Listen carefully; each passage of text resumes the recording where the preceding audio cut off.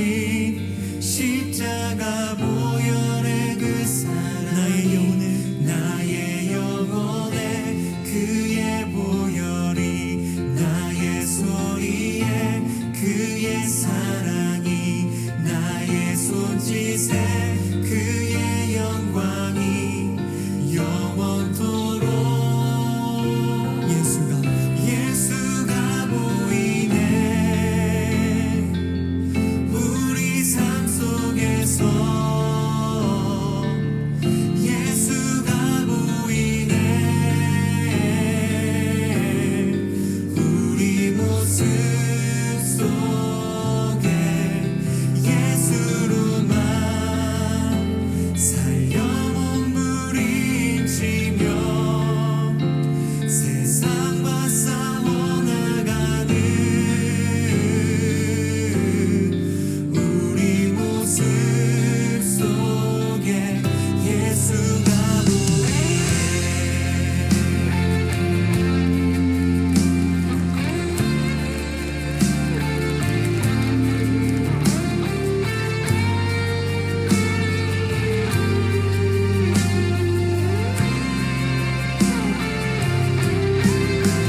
이 고백에 동의하시는 분들은 한 번 더 자리에 일어나서 우리의 믿음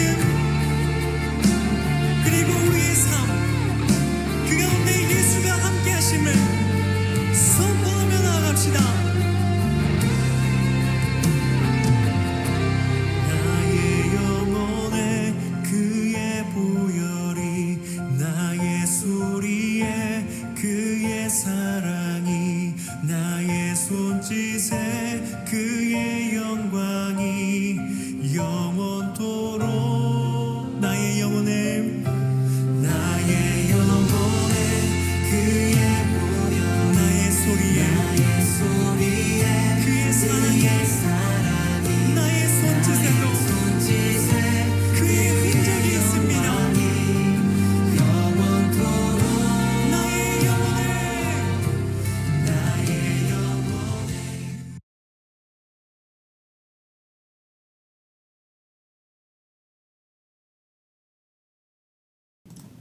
안녕하십니까. 이렇게 4월 15일 우리 토요 아침 예배에 오신 여러분들을 진심으로 환영합니다. 우리 다 함께 기도하심으로 오늘 예배 시작하도록 하겠습니다. 하나님 감사합니다. 하나님 우리를 구원해 주시고 우리를 각각의 예배 초소에서 예배자로 불러주시니 시간 감사와 영광을 올려드립니다. 하나님 오늘 이 예배가 예수님께서 말씀하신 이산도 저산도 아닌 오직 영이신 하나님을 영과 진리로 예배하는 예배가 되게 하여 주옵소서. 각각의 지금 스크린 앞에 모여있는 사람들이 그곳이 예배의 초소가 되게 하여 주시고 그곳에서 하나님을 찬양하고 기도하고 말씀 들을 때 놀라운 하나님의 예배의 영광이 드러날 수 있도록 하나님이 이 예배를 축복하여 주시고 인도하여 주옵소서. 감사를 드려오며 이 예배의 주인 되시고 인도자 되신 그리고 우리를 그렇게 예배자로 불러주신 우리 주 예수 그리스도 이름으로 기도 올리옵나이다. 아멘. 오늘 이 시간 이 세상 끝날까지 우리 1절 2절 찬양하고 또 기도하며 나가도록 하겠습니다. 우리 함께 찬양하겠습니다.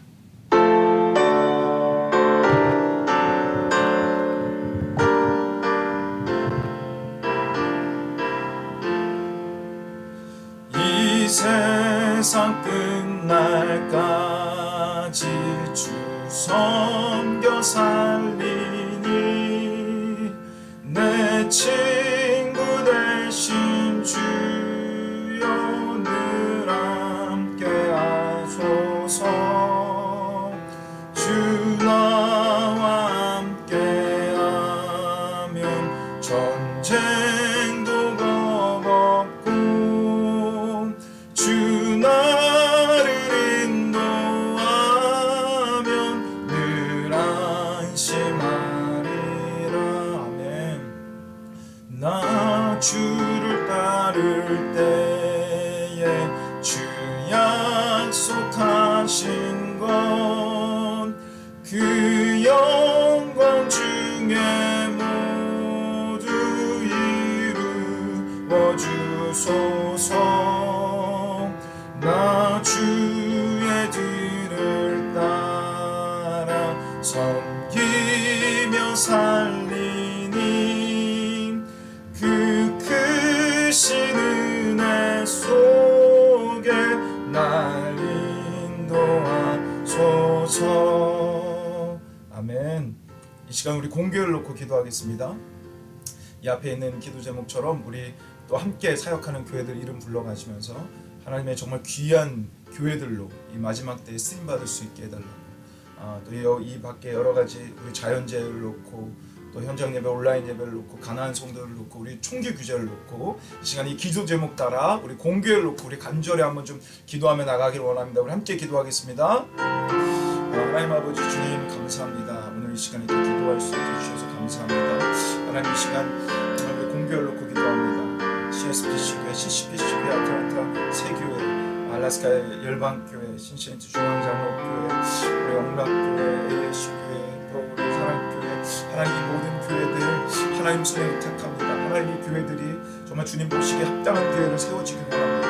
하나님 부족함 없도록 채워주옵소서. 주의 몸된 교회가 건강하게 올바로 세워지게 하여 주시고 말씀으로 세워지게 하시고 예수 그리스도만 드러나게 하시고 성도들이 세워지는 교회 되게 허락하여 주시고 믿음으로 하나 되는 교회 되게 허락하여 주옵소서. 현장 예배, 온라인 예배 속에서 하나님의 어떤 바이러스 틈타지 않게 허락하여 주시고 더 하나님 주신 놀라운 예배의 회복이 부흥이 일어나게 허락하여 주옵소서.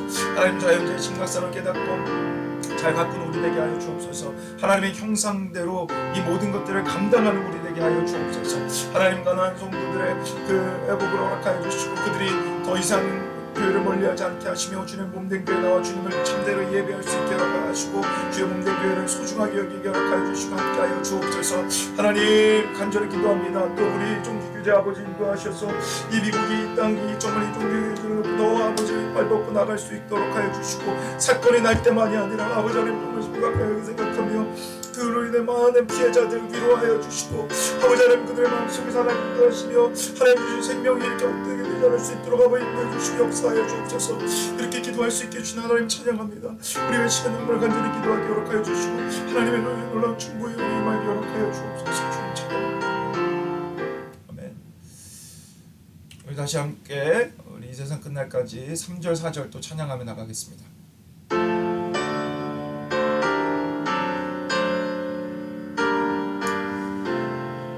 3절입니다. 이 세상 온갖 시험 내 마음을 흔들고 저 악한 원수들이 안 밖에 있으나 주 나를 돌보시사 내 방패 되시고 내 옆에 계신 것을 늘 알게 하소서. 저 영광 빛난 곳을 주 허락했으니 그 허락하신 곳을 늘 사모합니다. 아멘. 끝까지 쉬지 않고 주 따라가리니 주 넓은 사랑으로 늘 인도하소서. 아멘. 우리 이 시간 우리 사랑교회를 놓고 기도하겠습니다. 모든 사역들 위해 정말 기름 부으심이 넘칠 수 있도록 특별히 우리 CSPC와의 관계, 소그룹 모임, 성경 공부, 우리 유스 모임, 또 특별히 이 예배가 끝나면 바로 10시 반에 우리 야다 예배가 있는데 정말 주님이 주시는 귀하고 복된 복음의 예배가 될 수 있도록 우리 같이 기도해 주셨으면 좋겠고요. 선하심을 맛보아 알아가는 그 한 해 모든 성도들이 하나님의 선하심을 맛보아 할 수 있도록 또 우리 성도들 영육간의 강건함을 놓고 여기 있는 분들 이름 불러가시고 또 그 밖에 있는 분들 하나님 주시는 놀라운 회복과 치유가 있을 수 있도록 또 우리 성도들이 성령이 하나 되신 것을 힘써 지키는 우리 사랑교회 될 수 있도록 사랑이 더 예수의 사랑이 풍성해지는 교회 될 수 있도록 하나님이 주시는 힘으로 살아가는 우리 모든 한 해 될 수 있도록 이 시간 간절히 우리 사랑교회를 주님으로 의탁하며 기도해 나가기를 소망합니다. 함께 기도하겠습니다. 하나님, 이 시간 간절히 기도합니다. 우리 사랑교회를 놓고 기도합니다. 아버지 하나님, 우리 모든 사역들을 위해 하나님의 놀라운 기름 부으심이 기원합니다. CSPC와의 관계, 아버지 소름 모임, 성경 공부, 유수 모임, 야다 예배 하나하나가 하나님의 영광 되는 사역되기 원합니다. 그런 예배 되기 원합니다. 하나님, 그 하나도 놓지 말아 주옵소서. 기름 부어 주옵소서. 앞서가서 준비하여 주옵소서. 하나님, 단 하나도 하나님의 은혜가 미치지 않는 예배가 되지 않고 사역이 되지 않게 하여 주시고, 인간이 드러나지 않게 하시고, 인간의 노력과 모든 것이 아니라 하나님의 역사가, 성령의 능력이 드러나는 그런 사역과 예배들을 낼 수 있도록 축복하여 주시고 사용하여 주옵소서. 모든 성도들이 정말 올 한 해 하나님의 선하심을 마음껏 맛볼 수 있게 허락하여 주시고, 하나님을 더 알아갈 수 있도록 주님 붙잡아 주시고 인도하여 주옵소서. 우리 장민 집사님 보세요. 아버지 회복시켜 주시고 치유하여 주시고, 날마다 주의 강함을 붙잡게 하시고, 우리 박힌 자매님 정말 잘 회복되고 강건해질 수 있도록 정말 하나하나가 더 하나님 주시는 아버지 힘으로 능력으로 갈 수 있도록 인도하시고, 우리 노잼사님 어머니 우리 권사님 붙잡아 주시며 마음을 위로하여 주시고 회복되게 하여 주시고 치유의 광선을 말하여 주시고, 하나님 제 부모님 우리 노래를 혜선이 어머니 아버지 더 회복시켜 주시며, 아버지 하나님 우리 김명수 집사님 아버지 그 주시는 놀라운 치유 회복이 있게 허락하여 주시고, 아버지 치유 회복이 필요하신 모든 분들 아버지 시방으로 만져 주옵소서. 하나님의 주의 권능이 임하게 하여 주시고 만져 주옵소서. 성령이 하나 되게 하시며 힘써 지키는 사람교회 되게 하여 주옵소서. 더 사랑의 띠로 성령의 띠로 묶이게 하여 주시고, 더 예수의 사랑으로 충만케 하여 주시고, 더 섬기고 아버지 이끌어주는 우리 될 수 있도록 인도하여 주시고 역사하여 주옵소서. 하나님의 힘으로 살아가게 허락하여 주시고, 정말 하나님만의 드러나는 아버지 될 수 있도록 아버지 하나님 주님 도와주시고 인도하여 주옵소서. 주님을 찬양합니다. 하나님, 이 시간 이렇게 함께 모여 우리가 예배하고 기도하고 찬양하고 말씀 들을 수 있는 귀하고 복된 이 예배 시간을 주셔서 감사합니다. 하나님, 이것이 영과 진리로 드려지는 예배이기에 각각에 있는 예배 초소에서 좀 하나님이 주시는 놀라운 영이, 진리가, 하나님의 은혜가 충만케 되게 하여 주옵소서. 스크린 앞이지만 성령의 교통함이 넘치게 하시고, 성도의 교통이 넘치게 하시고, 정말 하나님의 은혜가 충만한 예배 될 수 있도록 하나님 기름 부어 주옵소서. 오늘 이 시간에 예배를 통해서 하나님의 만져주심 있게 하여 주시고, 하나님 앞에 더 진실되게 기도하는 시간 되게 하시고, 우리 기도의 모든 간구의 제목들이 하나님의 영광스러운 뜻대로 응답시켜 주옵소서. 하나님이 세우신 피값 주고 세우신 우리 사랑교회, 정말 예수 그리스도의 그 놀라운 십자가만 드러나게 하여 주옵소서. 성도들이 자라나게 하여 주시고, 성도들이 장성한 분량까지 도달하게 하시고, 강건케 하시고, 하나님의 치유의 회복들이 영과 육에 충만한 교회요, 성령이 되게 하신 거라 힘써 지키는 교회요, 모든 사역이 하나님의 영광으로 드러나는 그런 사역들이 되는 교회 될 수 있도록 하나님 기름 부어 주옵소서. 특별히 좀 이따 있을 야다 예배가 우리 아이들의 마음에 복음이 심겨지는 예배 되게 하여 주옵소서. 이제 하나님 말씀 앞에 섭니다. 말씀으로 우리를 새롭게 하시고 지표로 인도하여 주시고, 말씀에 뿌리 내리는 이 시간 될 수 있도록 성령 하나님 사용하여 주시고 말씀하여 주옵소서. 감사를 드려오며 이 예배의 주인 되시고, 우리의 모든 예배와 모든 기도를 듣고 응답하여 주시고, 또 말씀으로 말씀해 주실 우리 주 예수 그리스도 이름으로 기도 올리옵나이다. 아멘. 오늘 함께 볼 하나님의 말씀은 사무엘 하 3장 12절에서 21절까지입니다. 우리 드라마 바이블로 함께 읽도록 하겠습니다.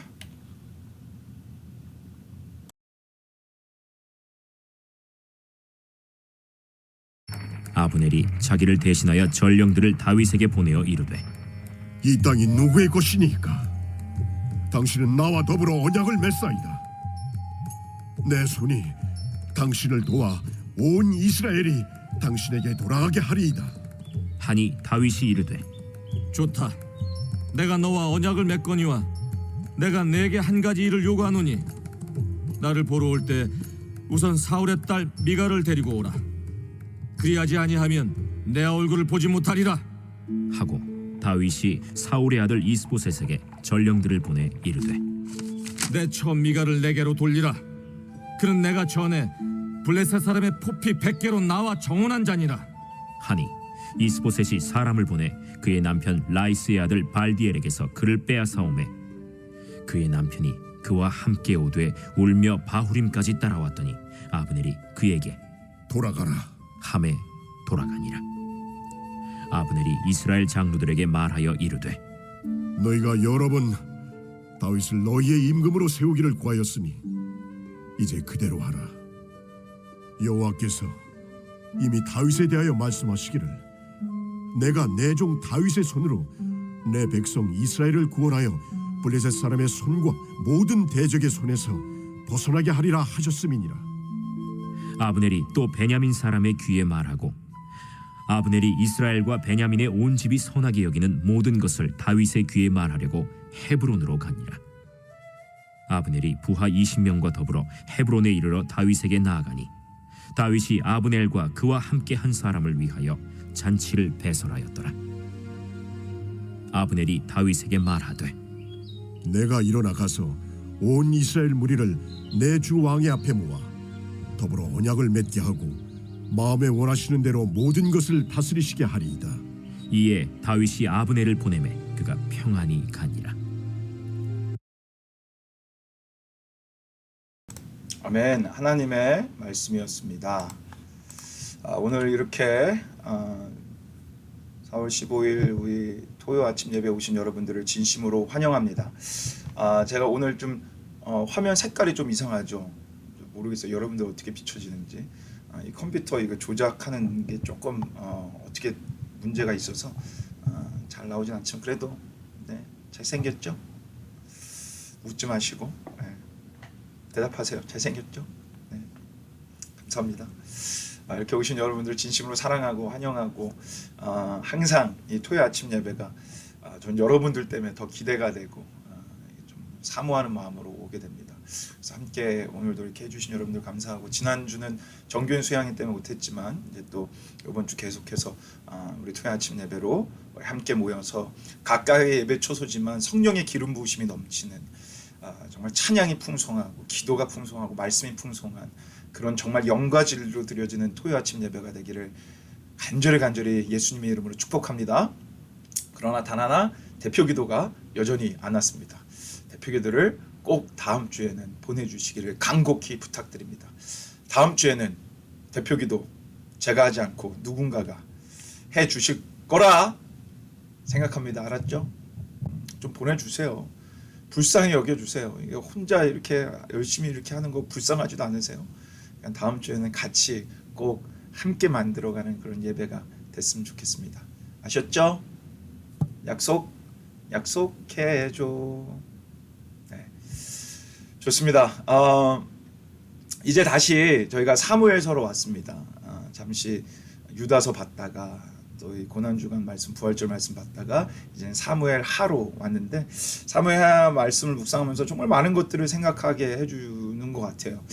이게 역사서의 묘미이지 않을까. 이 역사서를 읽으면서 우리를 돌아보고 우리의 삶을 돌아보고 참 많은 것들을 깊이 묵상할 수 있는 것 같아요. 그래서 참 이 말씀의 여정이 저의 삶의 여정 또 여러분의 삶의 여정으로 적용되기를 간절히 축복합니다.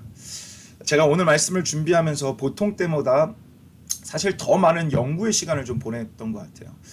더 많이 연구했어요. 더 많이 연구하고 묵상하고 재밌었습니다. 그래서 제가 정말로 여러분들에게 권면하는 건 말씀은 연구하는 거예요. 공부하는 거예요. 그래서 너무 재밌어요. 그러면 막 말씀이 진짜 달고 오묘해요. 전 여러분들이 그렇게 말씀을 잘 연구하는 사람들이 됐으면 좋겠어요. 우리 장미 집사님은 맨날 저한테 큐티한 거 질문하시거든요. 여러분 질문하세요. 저 귀찮게 해도 돼요. 전 그게 진짜 너무 복된 시간인 것 같으니까 여러분 그렇게 말씀을 더 깊이 연구하고 묵상하는 우리가 됐으면 좋겠습니다. 제가 오늘 말씀을 준비하면서 많은 시간을 연구를 했던 이유는 오늘 말씀을 제가 묵상하면서 너무나 이해 안 되고 의문이 들었던 부분이 있었기 때문에 그래요. 먼저 일단은 전체적인 이 오늘 말씀의 이야기의 흐름을 좀 얘기할게요. 사울 왕이 이제 죽었죠. 사울 왕이 죽고 사실은 다윗이 이제 바로 그 다음 왕으로 등급해야 되는데 바로 그 다음 왕으로 다윗이 바로 되지 않습니다. 말씀에서 이미 나왔는데요. 몇 년을 보내냐면 7년 6개월을 왕이 되기 위한 준비 과정을 거칩니다. 그게 바로 이 사무엘 하의 2장서부터의 4장까지의 내용이에요. 사울이 죽고 나서 7년 6개월을 도망자나 또 혹은 왕이 되기 위한 준비를 합니다. 그러고 나서 7년 6개월 후에 드디어 이제 다윗이 왕이 되는 거예요. 거기에 오늘 말씀은 특별히 그 준비 7년 6개월의 이 준비 과정 속에서 박쥐 같은 아주 극심한 기회주의자인 아브넬에 대한 이야기가 나옵니다. 아브넬은 누구냐면요. 이제 사무엘상의 2장 8절에 나왔는데 여기에 제가 이제 가계도를 갖고 왔어요. 여기에 보면 여기가 아브넬이죠. 사울의 그러니까 넬의 사울의 사령관이었던 넬의 아들이 아브넬이었어요. 그러니까 아브넬은 사령관, 군대 아주 권력을 가지고 있었던 군 권력을 가지고 있었던 사울의 집안이었으면서 군 권력, 아주 극심한 권력을 가지고 있었던 사람입니다. 이 아브넬은요, 사울이 죽었지만 자신의 집안이 망가지는 걸 원치 않았어요. 자신의 집안의 권력이 무너지는 걸 원치 않아서 어떻게 하냐면 사울의 아들, 여기 동그라미 보이죠? 사울의 아들 이스보셋을 사울의 그 다음 왕으로 세워버립니다. 그러니까 자신의 욕망, 이 사울 왕의 집안을 무너뜨리고 싶지 않아서 자신이 왕이 되는 건 그러니까 자신이 스스로 왕은 되지 않고요. 사울의 아들인 이스보셋을 왕으로 올리면서 이스라엘의 그 왕권을 계속 이어가고자 해요. 자, 그렇게 왕으로 올립니다. 그리고 다윗과 전쟁을 치러요. 근데 앞의 내용에서 어떻게 되냐면 다윗과 전쟁을 치르지만 패배합니다. 그리고 바로 어제 얘기였지만 패배하고 이제 계속 이 권력이 무너져 가죠. 근데 거기에서 또 어떤 문제가 생기냐면 이 이스보셋과 아브넬의 관계가 틀어집니다. 서로 비난하고 싸우고 저주하는 관계가 돼버려요. 자, 그러면 이게 완전히 무너질 것 같잖아요. 그랬더니 이 아브넬이 오늘 말씀해 보면 박쥐처럼 누구에게 붙냐면 자신이 권력을 세우기 위해서 사울의 왕 이스보셋을 이용했잖아요. 그리고 오늘 본문 12절에 보면 이제 박쥐처럼 누구에게 붙나 봐봐요. 아브넬이 누구에게 붙냐면 다윗에게 붙습니다. 여러분 이 이야기가 이해가 되세요? 완전히 박쥐 같은 사람인 거예요. 이리 붙었다 저리 붙었다. 자신의 권력을 놓고 싶지 않아서. 이대로 보면 자기의 권력이 완전히 무너질 것 같으니까 다윗에게 질 것 같고 이스보셋하고 싸우고 자기가 더 이상 설 자리가 없으니까 자신의 자리를 이 권력을 계속 쥐고 싶어서 끝끝내 자신의 적이었던 다윗에게 가가지고 당신과 언약을 맺고 싶습니다 라고 하는 아주 극악한 기회주의자, 박쥐와도 같은 놈, 그 놈이 바로 아브넬이었고 오늘의 그 이야기가 이런 얘기예요. 재미난 건 이런 박쥐 같은 아브넬을 사용하셔서 하나님은 다윗을 왕으로 세워가는 발판을 마련한다는 거예요. 이게 오늘 말씀의 이야기예요. 근데 제가 이 이야기 속에서 정말 이해가 안 되는 부분이 하나 있었어요. 그게 뭐냐면 바로 13절입니다. 자, 다윗이요, 이런 박쥐 같은 놈의 언약을 맺어줘요. 그 약속을 들어주는 거예요. 그 대신 한 가지 조건을 내세우는데 어떤 조건을 내세우냐면 이 빨간색을 봐보세요.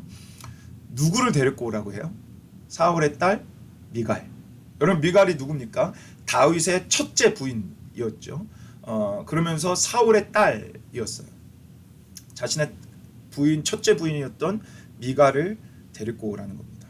제가 이것 때문에 사실은 이 말씀이 너무 처음엔 이해가 안 됐고 그래서 제가 이 연구하는데 엄청 오래 걸렸어요. 우선 오늘 말씀을 표면적으로 보면 다윗이 왜 그랬을까? 여러 가지 이유가 있었겠지만 첫 번째는 정치적 이유가 있었을 겁니다. 왜냐하면 지금 다윗이 왕으로 등극해야 되잖아요. 그런데 사울의 딸을 자신의 아내였던 사람을 다시 데리고 오면 사람들이 어떻게 생각하겠어요? 아, 다윗은 너그러운 사람이구나. 자신을 죽이려고 했던 그 사울의 딸을 원수처럼 대하지 않고 정말 품고 다시 사랑해 줄 수 있는 그런 정말 아주 온유한 성품, 너그러운 성품을 가진 사람이구나 라는 칭송을 받게 된다는 거죠. 그래서 다윗은요, 정치적인 이유로 미갈을 데리고 오라고 하는 거예요. 또 분명히 생각해 보세요. 이때 당시는요, 고대 근동에 이때 당시는 포로가 되거나 추방을 당했던 첫 남편이 돌아오면 그 사이에 이 아내가 다른 남자랑 결혼했어도 당연히 첫 남편으로 돌아와야 되는 그런 문화가 있었어요. 이 문화가 있었기 때문에 다윗은 더 이 미갈을 데리고 오라고 한 거예요. 왜냐하면 사람들로 하여금 책임감이 있는 그런 너그러운 사람으로 하는 것을 보여주기 위해서. 그러니까 왕이 되기 위한 명분을 찾은 거죠. 이게 다윗의 하나의 이유였어요. 두 번째 이유는요, 율법을 지키는 일이었습니다. 여러분, 다윗과 미갈이 결혼했지만 이혼하지 않았어요. 사울 때문에 다윗이 도망자가 됐지 둘이 이혼해서 헤어지지 않았습니다. 그렇다면 율법상 이혼하지 않았다면 여전히 미갈은 누구에게 종속되어 있어요? 다윗에게 종속되어 있어요. 그러면 율법상 끝까지 사실은 다윗은 미갈을 책임져야 되는 책임과 의무가 있는 거예요. 그래서 다윗은 아마도 하나님의 말씀, 그 율법을 지키기 위해서 미갈을 데리고 오라고 했을 겁니다. 그러니까 다윗의 입장에서는요, 지금 미갈을 데리고 오라는 것은 절대로 잘못된 게 아니에요. 잘못된 요구를 하는 것도 아니고, 아무리 다윗의 이면에 정치적인 어떤 야망이 숨겨져 있었다고 해도 이것은 성경적으로 옳은 행동이었어요. 그런데 제가 왜 이 부분이 이해가 안 되고 질문이 됐냐면, 바로 미갈이 결혼한 현 남편인 발디엘 때문이에요. 자, 15절에 봐보세요. 오늘 말씀을 잘 봐보세요. 이제 다윗이 그렇게 요구하잖아요. 미갈을 데리고 와라. 그래서 이 아브넬이 가가지고 발디엘에게 있는 미갈을 뺏어옵니다. 오늘 말씀처럼. 근데 이렇게 뺏어오는데 이 발디엘, 이 미갈의 지금 현 남편이에요. 이 현 남편이 어떻게 반응하냐면요, 이 사진처럼 울어요. 근데 그냥 우는 게 아니에요. 보면 계속 따라다니면서 바후림이라는 것까지 따라다니면서 웁니다. 바후림이 어디였는지를 제가 좀 찾았는데 이게 잘 안 나왔어요. 그래서 제가 어딘지는 잘 모르겠지만 대충 보니까 그렇게 먼 지역은 아닌데 대략 이 정도 지역이더라고요. 지금 낙스빌 다운타운에서 리놀시리 아니면 스윗워터, 그러니까 그렇게 멀진 않아요. 차로 1시간 정도 거리. 근데 생각해 보세요. 차로 1시간이지만 걸어서 가면 이게 얼마예요? 걸어서 가면 하루 종일 걸려요. 지금 발디엘이요, 하루 종일 걸어가면서 계속 미갈을 향해 눈물을 흘립니다. 여러분 잘 생각해 보세요. 얼마나 사랑했으면. 여러분, 이미 이 발디엘이 미갈하고 산 횟수가 몇 년인지 아세요? 10년이에요. 10년을 넘게 미갈하고 살았어요.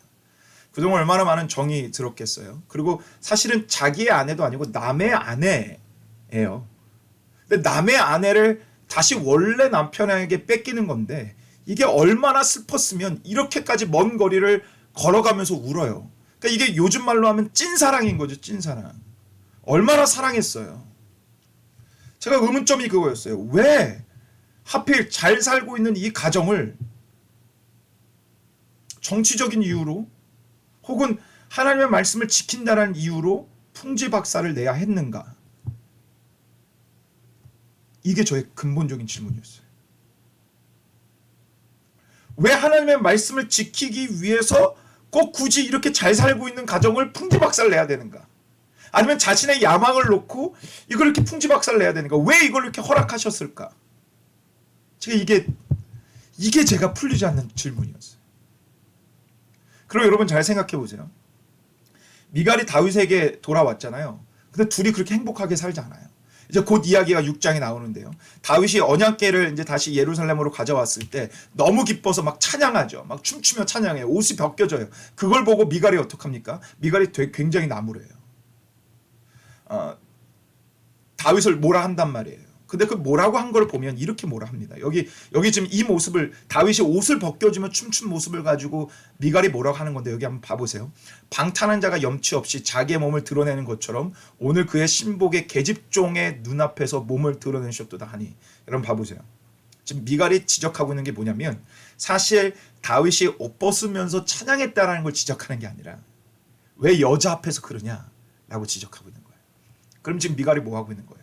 질투하고 있는 거예요. 여러분, 미갈은 잘 살고 있었어요. 사랑받으면 살고 있었어요.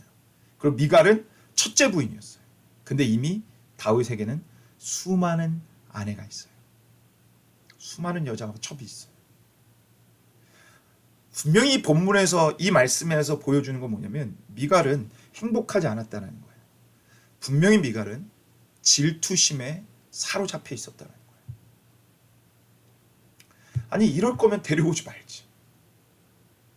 아니 왜 그렇게 잘 살고 있는 여자, 그렇게 사랑받으며 살아가고 있었던 그 미갈을 왜 데리고 와서, 아니 이게 하나님의 말씀을 지키면서까지 꼭 이래야 되는 건가? 아니 왜 자신의 한 사람의 욕망 때문에 이 한 여자를 이렇게 망가뜨려야 되는 건가? 여러분 미갈은 이것 때문에요 평생 아이를 못 갖습니다. 그게 오늘 이 6장 말씀의 결과였어요. 이거 하나 때문에 미갈은 평생 아이를 못 가져요. 여자로서 얼마나 그의 마음이 아팠겠어요. 얼마나 자신의 삶이 비통했겠어요. 저는 그래서 이게 너무 이해가 안 되는 거예요. 하나님의 말씀을 지키면서까지 왜 이렇게 했어야 되는가? 이게 옳은 것인가? 제가 이해가 안 가니까 묵상하고 또 연구하면서 도대체 답이 나지 않았는데 제가 하나 깨달아진 것이 있어요. 깨달아진 것이 뭐냐면 이 모든 문제의 근원은 다름 아닌 미갈의 아비였던 사울에서부터 시작됐다는 거예요. 자, 이것은 다윗의 잘못도 아니요, 미갈의 잘못도 아니요. 이것은 분명한 잘못의 분명한 시초와 근원은 미갈의 아비였던 사울 때문이었다는 겁니다. 생각해 보세요. 다윗과 미갈이 헤어진 이유가 뭡니까? 사울이 다윗을 질투해서예요. 둘은 이혼하지도 않았어요. 근데 생이별을 합니다. 여러분 둘은 사랑했어요. 얼마나 미갈이 다윗을 사랑했는지 몰라요. 그리고 다윗도 미갈을 사랑한 것처럼 말씀이 분명히 얘기해요. 둘은 사랑해서 결혼했습니다. 그런데 아비의 욕심 때문에 둘은 생이별을 합니다. 그리고 이혼도 하지 않은 자기의 딸을, 그러면 율법적으로도 법적으로도 미갈은 결혼해서는 안 돼요. 근데 자기의 욕심 따라 자기 그 딸이 다윗의 아내였다라는 게 싫어서 자신의 욕심 따라 이 발디엘에게 줘버립니다. 법을 무시해요. 자신의 딸의 어떤 의견 따위 중요치 않아요. 자신의 욕심이라는 그 죄 때문에 이 딸을 불행에 밀어놓습니다. 사울이 아니었으면, 사울의 그 욕심의 정욕이 아니었으면, 그 죄가 아니었으면 둘은 헤어지지 않았고요. 발디엘과 만나지도 않았고요. 발디엘은 그렇게 상처를 입지도 않았을 거예요. 하나도 그럴 필요 없었어요. 미갈이 나중에 그렇게 질투하며 아이를 못 낳는 그런 비참한 그 상황으로 몰아넣지도 않았을 거예요. 이 모든 상황은 사울의 그 한 사람의 죄로부터 시작됐다는 거예요. 그러면서 제 안에 깨달아지는, 그리고 분명히 하나님이 저에게 주시는 메시지가 하나 있었어요. 한 사람의 욕심과 그 죄가 한 가정을 망칠 수 있구나. 여러분 잘 들으세요. 한 사람의 욕심과 죄가 다른 이들의 삶을 망칠 수가 있구나. 죄의 영향력이라는 게 이런 거구나. 제가 그것이 이번 말씀을 연구하면서 너무나 뼈저리게 느껴지면서 제 마음에 정말 회개와 경각함이 샘솟듯이 올라왔어요. 그리고 제가 분명히 깨달아진 건, 하나님께서 우리에게 죄를 짓지 말라고 말씀하시는 것은 결코 나만을 위한 게 아니구나. 여러분 다시 한번 잘 들으세요. 하나님께서 죄 짓지 말라고 말씀하시는 것은 결코 나만을 위한 게 아니구나. 왜냐하면 그 죄로 인해서 다른 사람들도 망가질 수 있는 영향력이 있기 때문에 죄를 짓지 말라고 하시는 거구나. 여러분 성경에 이런 예가 수없이 나와요. 죄의 시작부터 그래요. 여러분 하와만 죄 짓지 않습니다. 하와만 죄 짓는 게 아니라 누구를 죄 짓게 만들어요? 아담을 죄 짓게 만들어요. 죄는 영향력이 있어요. 여러분 아간의 죄가 기억나십니까? 여호수아서에 나오는 아간의 죄. 아간이 죄로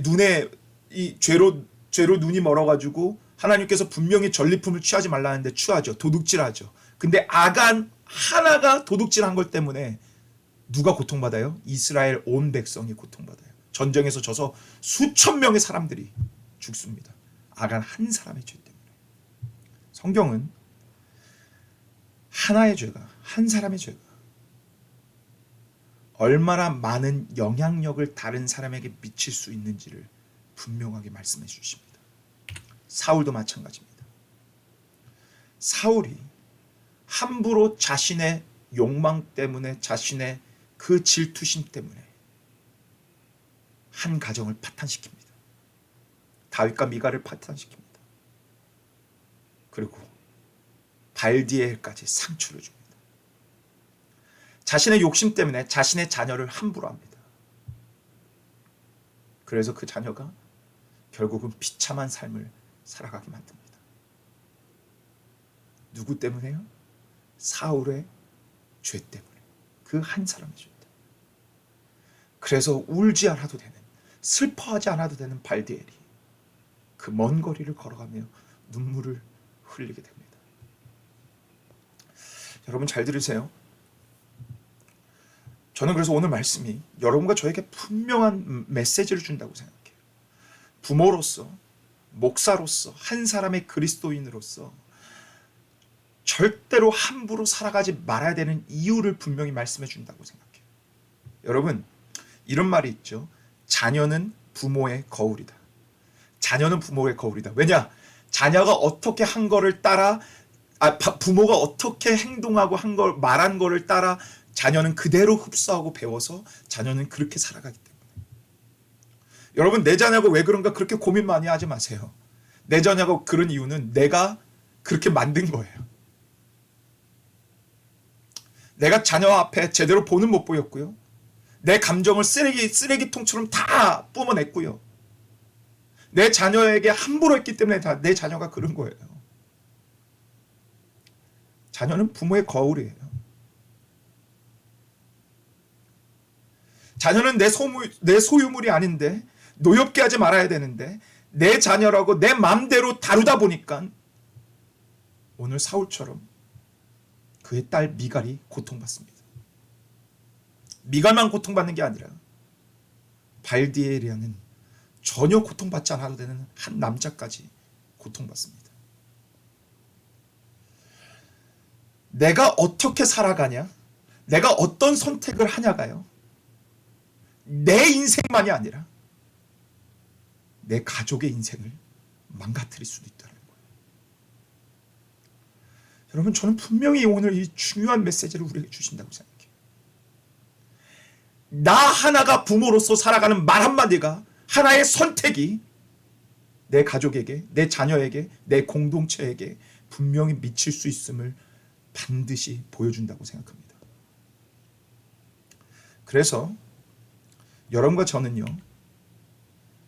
두렵고 떨림으로 우리의 구원을 이뤄가야 돼요. 여러분, 이게 분명히 주는 메시지라고 생각해요. 여러분과 제가요, 하나님 앞에서 올바른 선택과 말을 하기 위해서 말 한마디 그냥 하면서 나는 쿨해 라고 하면서 그냥 다른 사람 생각하지 않고 말을 내뱉는 그게 아니라, 말 행동하는 그게 아니라, 나의 말과 행동이 얼마나 영향력이 있는지를 돌아보고 또 돌아보며 두렵고 떨림으로 죄 안 짓기 위해서, 올바른 선택을 하기 위해서, 하나님 말씀 앞에 올바로 살아가기 위해서 정말로 몸부림쳐야 되는 그 모습이 우리의 삶에 있다라는 것을 분명히 말씀해 주고 있다는 거예요. 왜냐? 나만이 아니라 내 자녀와 다른 사람들을 위해서 그렇게 살아가는 거예요.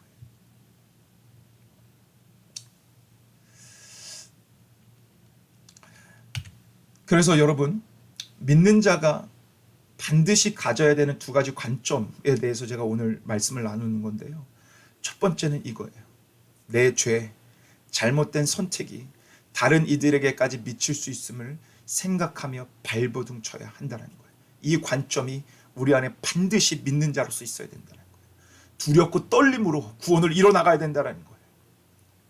죄를 짓지 말아야 되는 분명한 이유가 나 때문만이 아니라 그로 인해서 다른 이가 망가질 수 있으니까. 여러분, 제가 최근에 하나 읽었던 글이 있는데요. 그 글을 뭐라고 얘기하냐면 아이들에게 말하기 전에 15초만 참으래요. 아이들에게 화내기 전에 15초만 참고 하래요. 근데 제가 요즘에 그걸 실천하고 있거든요. 효과가 있어요. 우리 하선이 아이를 보면서 막 올라올 때 딱 15초만 참아요. 그러면 제가 욱하고 막 화를 내려고 했던 것들이 조금 참아지더라고요. 여러분, 우리 실수하고 실패할 수 있어요. 근데 줄여갈 수 있어요. 우리 당연히 완전한 인간 아니기 때문에 실수하고 실패하고 잘못된 선택할 수 있어요. 그런데 발버둥 칠 때 조금이나마 줄여갈 수 있고요. 그로 인해서 다른 사람을 망가뜨리지 않을 수 있어요. 여러분, 첫 번째로 내 자녀, 우리 가족 망가뜨리지 맙시다. 내 잘못된 선택 때문에 그들 망가뜨리지 맙시다. 저는 이게 너무나 중요한 메시지라고 생각해요. 우리 정말 두렵고 떨림으로 우리의 구원을 이뤄갑시다. 그러나 그럼에도 동시에 우리가 가져야 되는 관점이 하나 있어요. 이게 역설적인 건데요. 바로 이거예요. 하필 이렇게 됐네요. 그럼에도 하나님은 합력하여 선을 이루시는 분이라는 것. 그럼에도 하나님은 합력하여 선을 이루시며 하나님의 뜻을 이루어 나가시는 분이라는 것. 이 관점, 이 두 가지 관점이 반드시 동시에 있어야 돼요. 저는 오늘 이 말씀이 여러분 영에, 여러분 마음의 심경에 씌어지기를 소망합니다. 이 두 가지 관점. 여러분 잘 봐보세요. 오늘 하나님은요, 아까 얘기했던 그 악랄한 기회주의자인 아브넬을 사용하여 하나님의 뜻을 이뤄 가십니다. 여러분, 이게 오늘 말씀의 분명한 맥락이에요. 여러분, 아브넬이요, 이스라엘 장로들을 가서 설득시킵니다. 이때까지만 해도 이스라엘 장로는 사울 왕 그 집안 편이었어요. 근데 그들에게 가가지고 하나하나 다 설득해요. 다윗이 설득시키지 않습니다. 아브넬, 그 기회주의자, 박쥐 같은 그 사람이 설득시킵니다. 또 누구를 설득시키는지 아세요? 아브넬이요, 베냐민 지파, 베냐민 사람들을 설득시킵니다. 여러분, 베냐민 지파가 베냐민 사람들이 누군지 아세요? 사울의 집안이에요. 사울이 베냐민 지파거든요. 그러니까 이 베냐민 지파가 돌아서서 다윗 편이 됐다면 이스라엘 전역이 다 다윗 편이라는 거예요. 여러분, 이런 중요한 일을 누가 해요? 아브넬이 해요. 그 박쥐 같은, 자신의 욕망을 위해서 다윗에게 지금 붙었던 하나님은 이 박쥐 같은 아브넬을 사용하셔서 하나님의 일을 이루십니다.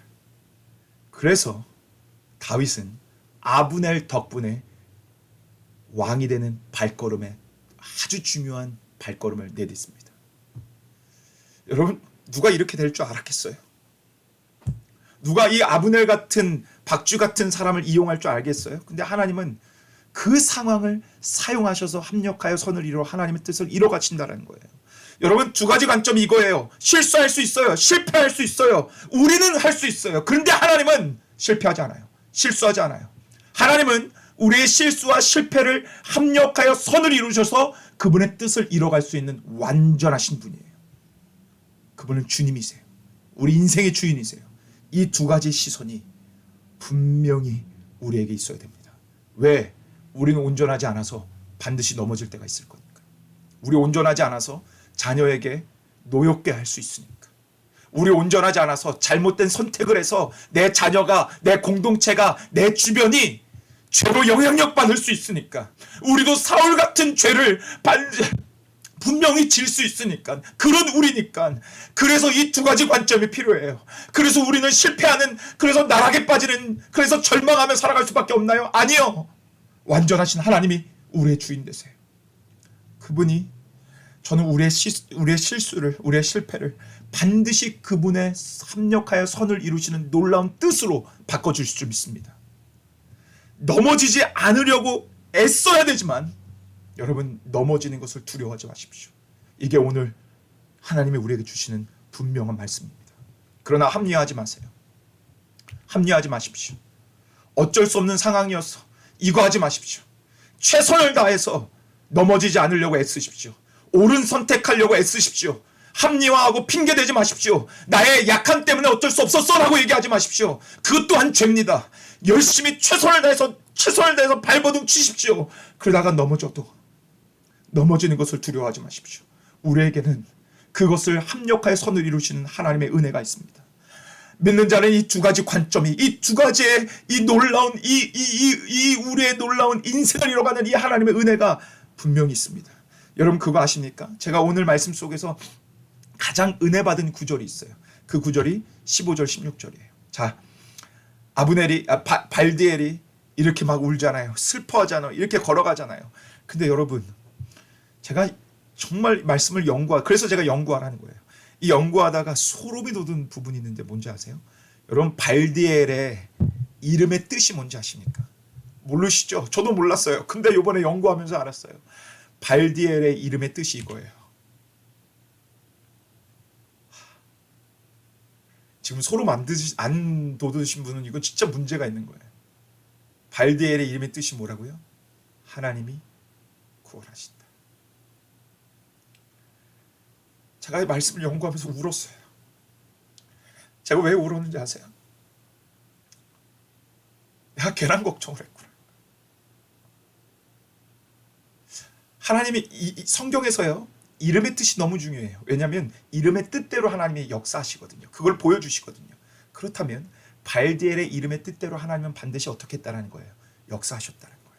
저에게 하나님이 이렇게 말씀하시는 것 같았어요. 걱정하지 마. 네가 걱정할 거 아니야.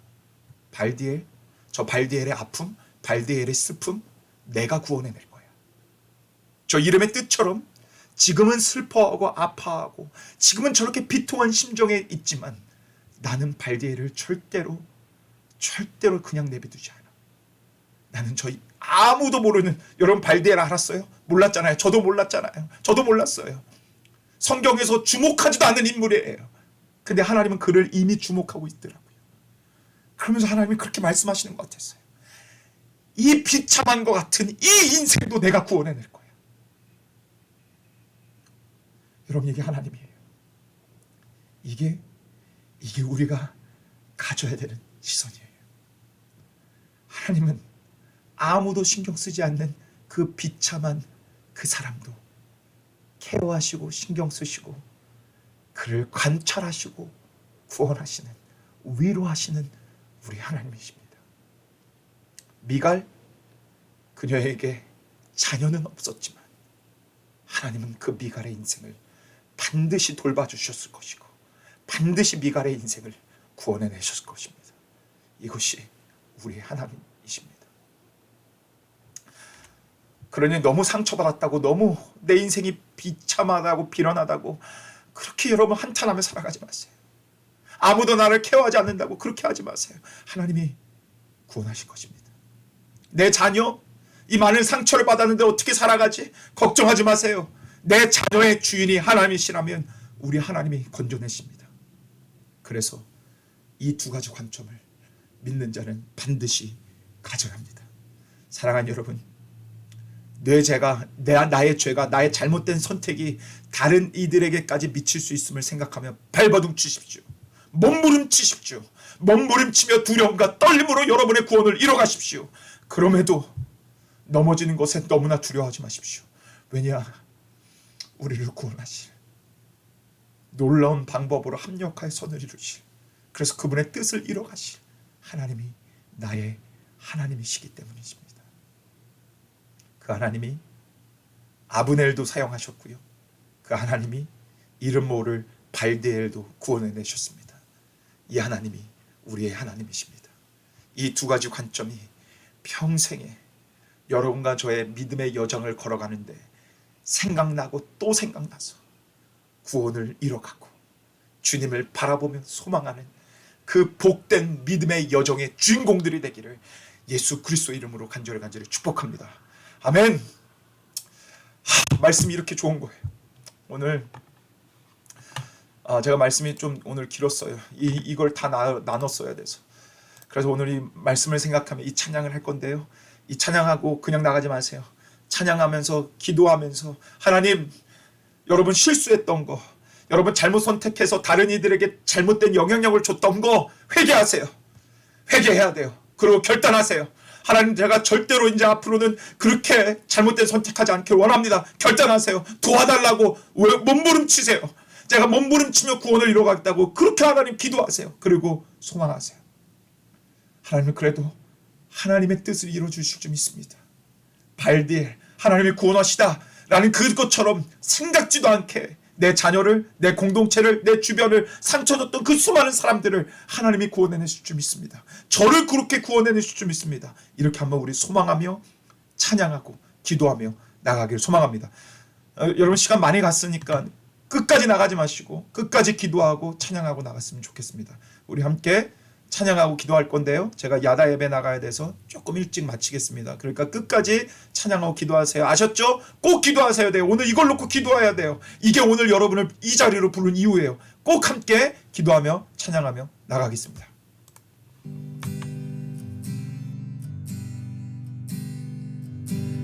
주께서 다스리네 내 삶을 주께서 다스리네 내 삶을 주께서 일하시네 지금도 주께서 일하시네 내 삶에 주께서 다스리네 내 삶을 주께서 다스리네 내 삶을 주께서 일하시네 지금도 주께서 일하시네 내 삶에 주님만 의지해요 주님만 의지해요 주님만 의지해요 주님만 의지해요 예 주님 주님만 의지해요 주님만 의지해요 주님만 의지해요 예 주님 주께서 다스리네 내 삶을 주께서 다스리네 내 삶을 주님은 일하십니다 지금도 주께서 일하시네 지금도 주께서 일하시네 내 삶에 우리 함께 주님을 의지합시다 주님만 의지해요 더욱더 주님만 의지해요 오직 주님만 의지해요 예 주님 예 주님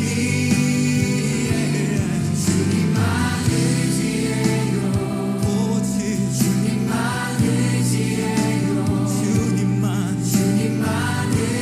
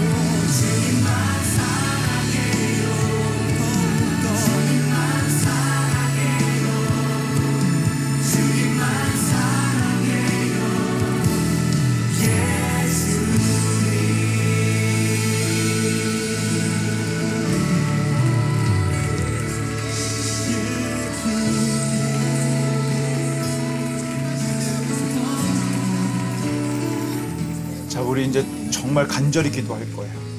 내가 발버둥치며 하나님 앞에서 올바른 선택하게 해달라고.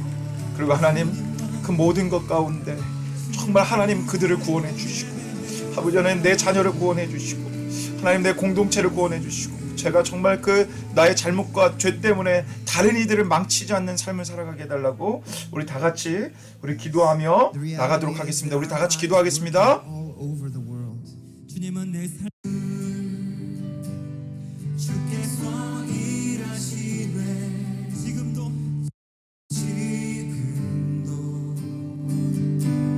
주께서 일하시네. 내 삶에 주님만 의지해요. 주님만 의지해요. 주님만 의지해요. 주님만 의지해요. 예 주님. 주님만 의지해요. 주님만 의지해요. 주님만 의지해요. 예 주님. 주께서 다스리네. 주께서 다스리네. 내 삶을 주께서 다스리네. 내 삶을 주님은 일하십니다. 지금도 주께서 일하시네.